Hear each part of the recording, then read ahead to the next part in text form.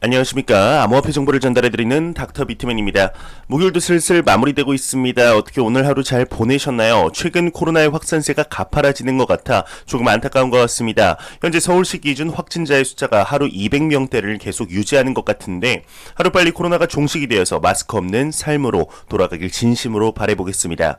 오늘 남은 시간도 잘 마무리하시길 바라면서 목요일의 마무리는 과연 어떠한 소식들이 반겨주게 될지 한번 보도록 하겠습니다. 최근 암호화폐 시장에 대한 인식의 변화가 가파르게 이루어지며 글로벌 기관 투자자들의 공격적인 사업 확장과 투자 러시가 이루어지고 있습니다. 이러한 상황 속 글로벌 투자은행인 JP모건의 CEO 제이미 다이먼의 경우는 어떠한 이야기를 했다고 하는데 고객들이 비트코인에 관심을 가지고 있지만 나는 아니다 이야기를 했다고 합니다. 평상시 JP모건 측의 경우는 암호화폐 시장에 관하여 긍정적인 입장을 비춰왔기에 어떠한 이야기인지 더욱 궁금해지는 것 같은데요. 내용 한번 같이 보도록 하겠습니다. JP모건의 CEO는 고객들이 비트코인에 관심을 갖고 있지만 나는 아니다 이야기를 했다고 합니다. 월스트리트저널 CEO 협의회 서밋에서 제이미 다이먼의 경우는 JP모건 체이스 CEO가 자사의 고객들이 비트코인에 관심을 갖고 있다 밝혔다고 합니다. 앞서 말씀드렸듯이 JP모건의 경우 암호화폐 비트코인에 관하여 긍정적인 입장을 보였었죠. 올 여름 비트코인 펀드를 도입할 것이라는 보도가 있은 후에 이야기가 나왔다고 하는데요. 다이먼의 경우는 블록체인과 암호화폐를 나누어서 생각을 조금 하는 것 같습니다. 이렇게 이야기를 했다고 하는데 블록체인은 진짜다. 난 비트코인 지지자가 아니다. 나는 그것에 관심이 없다. 이야기를 했다고 합니다. 회사의 여태까지 암호화폐 시장을 향해 보여주었던 발언들과 JP모건의 CEO 제이미 다이먼의 발언이 조금은 일치하지 않아서 안타까운 것 같은데요. 아직까지도 암호화폐와 블록체인을 나누어 생각한다는 사실이 조금 안타깝기까지 합니다. 하지만 암호화폐 시장의 가파른 인식의 변화가 시장의 확장, 자산시장에서의 입지로 글로벌 투자은행들의 비트코인을 비롯한 암호화폐 시장에 대한 관심과 포트폴리오의 변화는 꾸준히 유지가 될 것으로 확장될 것으로 생각이 드는데요. 현재 여러분들과 제가 투자하고 있는 이 시장, 암호화폐 시장의 경우는 금융의 혁신과 화폐 혁명, 핀테크 혁명의 시작이라고 생각을 합니다. 절대로 이는 단 하나의 과장이 없다고 생각을 하는데 언제나 그래 왔듯 자산의 새로운 탄생에는 수많은 반대와 어려운 일들이 있어 왔습니다. 이러한 것들을 이겨내고 시장을 믿는 투자자분들에게는 크나큰 선물이 올 것이라 생각이 드는데요. 과연 앞으로의 암호화폐 시장이 어떻게 진행이 되게 될지 한번 지켜보도록 하겠습니다. 현재 이러한 소식에도 불구하고 긍정적인 소식들은 계속해서 나오고 있습니다. 현재 2020년 말부터 시작된 암호화폐 시장의 상승을 시작으로 많은 인식의 변화뿐 아니라 실질적인 투자 러시가 진행 중이죠. 이러한 현상은 이제 현재 또한 진행 중에 있는 것 같은데요. 암호화폐 시장 측면 4월달의 경우는 상당히 변동성이 심했던 시장임에는 부정할 수 없습니다. 비트코인의 64,000달러까지 이제 도달 후에 4만 달러 후반까지 조정을 받았다가 현재의 가격 부근에서 움직이고 있는데 이러한 변동성에도 불구하고 비트코인의 4월 거래량은 더욱더 무시할 수 없을 것 같습니다. 무려 대기업이죠. 글로벌 대기업 애플의 거래량을 훨씬 웃돌았다고 하는데요. 무려 7배의 거래량을 보였다고 합니다. 내용 한번 같이 보도록 하겠습니다. 한 보고서에서 4월 BTC 거래량은 애플의 7배이다 이야기를 했다고 합니다. 경제미디어 비즈니스 인사이더의 경우는 핀볼드 보고서를 인용 4월 비트코인의 거래량이 1.84조 달러를 기록했다 보도를 했다고 합니다. 애플의 7배 높은 수준이라고 하는데요. 미디어의 경우는 기관 투자자의 유입이 확대되면서 암호화폐에 대한 확신이 더욱 커진 것이라고 이야기를 하며 디지털 화폐가 전통자산과 경쟁하고 있다 진단을 했다고 합니다. 현재 비트코인의 지지부진한 상승에 많은 분들이 비트코인은 끝났다 이야기하는 분들도 심심치 않게 보이는 것 같습니다. 하지만 현재 비트코인의 경우는 가격의 하락에도 불구하고 기관 투자자들이 가격에 상관없이 매집하고 있다는 소식들이 계속해서 나오고 있죠.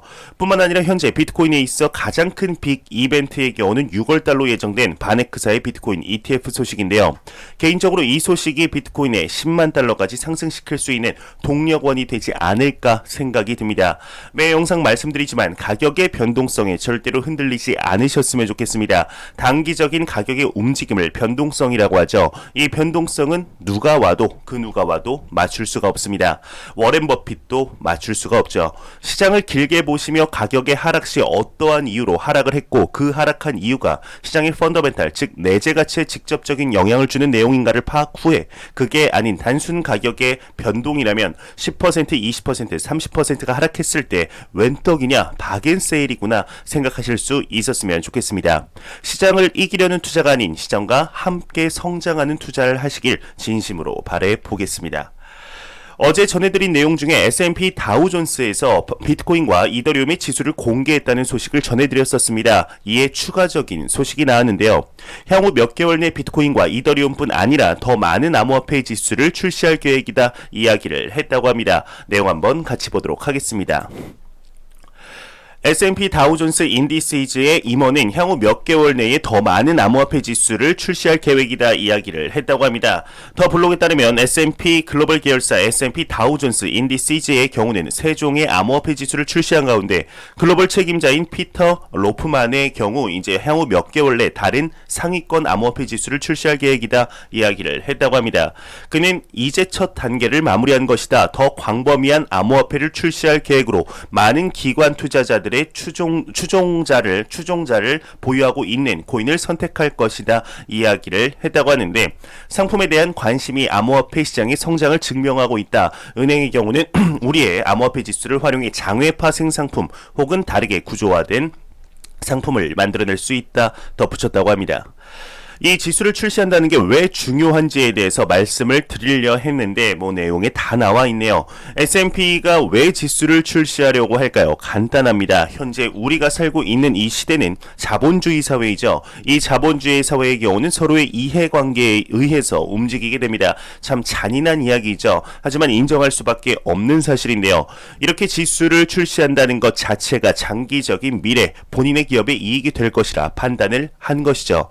은행뿐 아니라 수많은 자산운용사들 그리고 글로벌 투자은행들 또한 이용할 가능성이 상당히 높습니다. 뿐만 아니라 글로벌적인 기업의 지수의 출시는 암호화폐 시장의 성장 잠재력, 즉 펀더멘탈이 상당히 긍정적이다 보여주는 증거이지 않을까 하는 생각이 듭니다.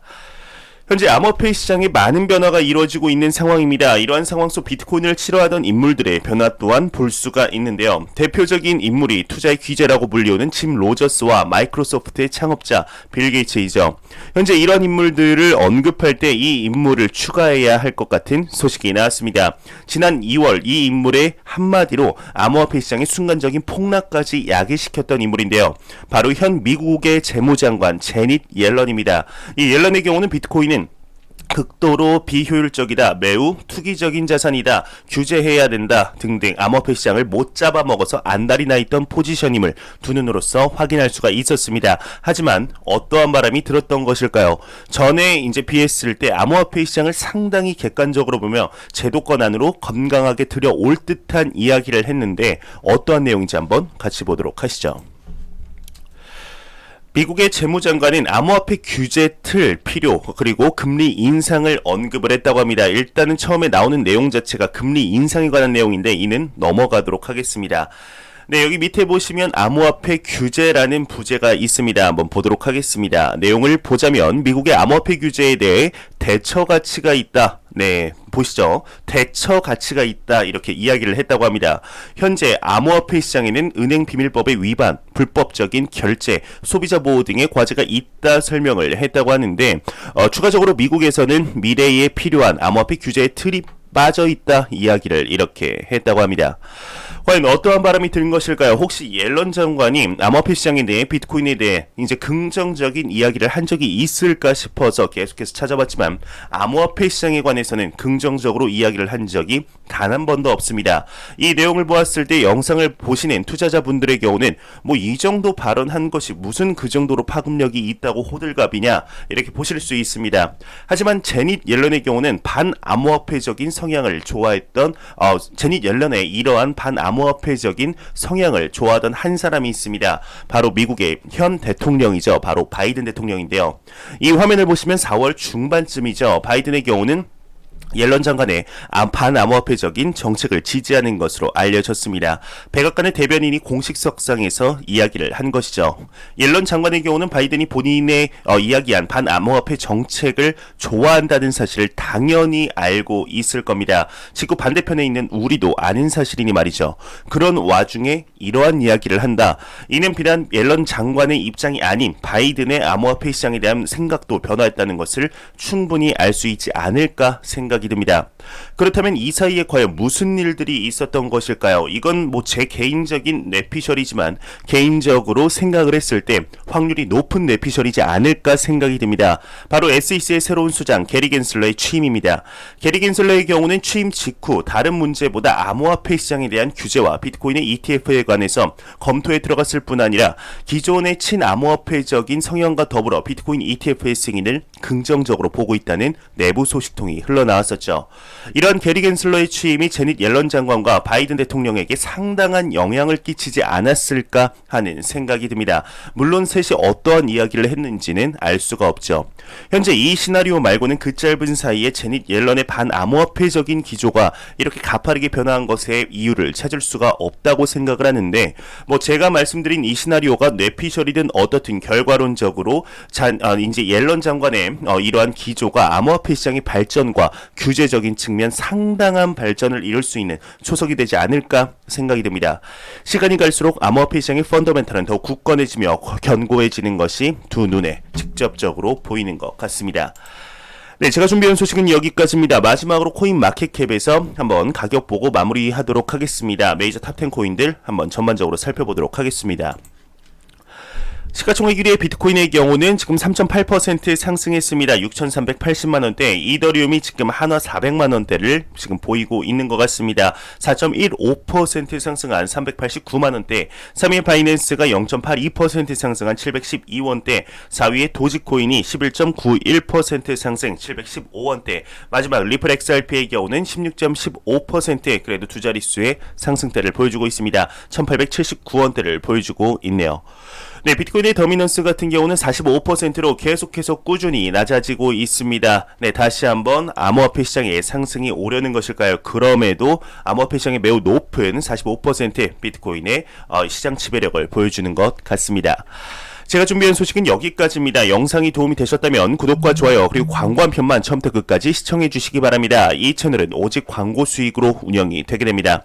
항상 영상 시청해 주시는 시청자분들, 구독자분들 너무나 감사합니다. 저는 다음 영상으로 찾아뵙도록 하겠습니다. 지금까지 닥터 비트맨이었습니다. 감사합니다.